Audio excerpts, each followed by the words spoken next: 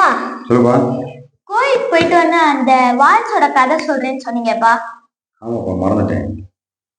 அந்த கதையில கடைசியில அந்த அம்மா யாருக்கும் செங்கல் கொடுக்காம இறந்துட்டாங்க. ஆனால் அந்த அம்மா வேற ஏதாவது வழியில வாரிச அறிமுகப்படுத்துறாங்களான்னு நம்ம பார்ப்போம். அவங்க பேசிய ஒரு சில வார்த்தையில அப்பாவுக்கு ரொம்ப பிடிச்ச ஒரு வார்த்தை, மக்களால் நான் மக்களுக்காகவே நான் என்ற வரி அப்பாவுக்கு ரொம்ப பிடிக்கும். அதன் மூலியமா யாரையாவது வாரிசாக்குறாங்களா நம்ம பார்ப்போம். அப்படி பார்க்கும்போது இப்ப 3 பேருக்குள்ள சண்டை போட்டுட்டு இருக்காங்களா, அவங்களுக்கு அந்த வாக்கியம் யாருக்காவது செட் ஆகுமான்னு பார்க்கணும். முதல்ல அந்த மரத்துக்கு தண்ணி ஊற்றி உரம் போட்டு பார்த்துக்கிட்டாருல, அவர் வந்துட்டு என்ன வாக்கியம் செட் ஆகும்னா, அம்மாவால் நான், அம்மாவுக்காகவே நான், தனக்காகவும் நான், இந்த வரி தான் அவருக்கு செட் ஆகும். ரெண்டாவதா வந்தார்ல, அவருக்கு என்ன வாக்கியம் செட் ஆகும்னா, இந்த மன்னர் பரம்பரையிலிருந்து வந்தவங்க தான் புடுங்கி அந்த 2வது ஆளை கொடுத்தாங்க. அந்த புடுங்கி கொடுத்தவங்க பேர் என்னன்னா சின்னம்மா. அதனால அவருக்கு 2வது ஆளுக்கு என்ன வாக்கியம் செட் ஆகும்னா, சின்னம்மாவால் நான் சின்னம்மாவுக்கு துரோகியானேன், இந்த வாக்கியம் தான் அவருக்கு செட் ஆகும்.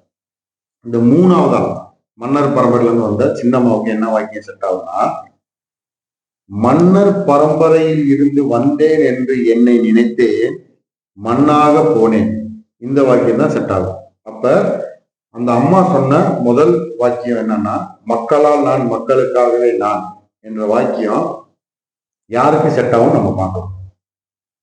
தமிழ்நாட்டுல 2 பேருக்கு தான் அந்த வாக்கியம் செட் ஆகும். யாராருக்குன்னா, புரட்சி கலைஞர் விஜயகாந்த் ஐயாவுக்கும் தளபதி விஜய்க்கு மட்டும் தான் செட் ஆகும். மக்களால் நான் மக்களுக்காகவே நான் என்ற வரி தமிழ்நாட்டுல 2 பேருக்கு தான் செட் ஆகும். யாருக்குன்னா, புரட்சி கலைஞர் விஜயகாந்த் ஐயாவுக்கும் தளபதி விஜய்க்கு தான். அப்ப புரட்சி கலைஞர் விஜயகாந்த் ஐயா பத்தி பார்ப்போம். அவரு மக்களுக்கு நிறைய பண்ணியிருக்காரு, அரசியல்ல இருந்திருக்காரு. 2வது ஐயப்பன் கோயில் ஐயப்பன் இருக்காருல்ல, அவருக்கு ஒரு வாக்கியம் சொல்லுவாங்க, அன்னதான பிரபு. அதே மாதிரி தமிழ்நாட்டோட அன்னதான பிரபு யாருன்னு பார்த்தா ஐயா விஜயகாந்த் தான். மக்களுக்கு நிறைய பண்ணியிருக்காரு. அவருக்கு ஒரு சில காலங்களுக்கு முன்னாடி உடம்பு முடியாம போயிடுச்சு. அந்த டைம்ல மீடியா, இந்த யூடியூபர்ஸ் எல்லாமே அவரை கலாய்ச்சாங்க. ஆனால் அவர் இறந்ததுக்கு அப்புறமா அவர் கூட இருந்தவங்க எல்லாம் அவரை பத்தி புரிஞ்சுக்கிட்டு அவரை பத்தி நல்ல விதமா நமக்கு எடுத்து சொன்னாங்க. அப்பதான் அவரு இவ்வளவு நல்லவரா, ஒரு கடவுளுக்கு இணையானவரா அப்படின்னு நம்ம பார்த்தோம். ஆனா அவரு இறந்துட்டாரு. மக்கள் எல்லாம் அவருக்கு சப்போர்ட் பண்ணாம விட்டுட்டாங்க. அப்படிப்பட்ட ஒரு உன்னதமான தலைவரை நம்ம இழந்துட்டோம்.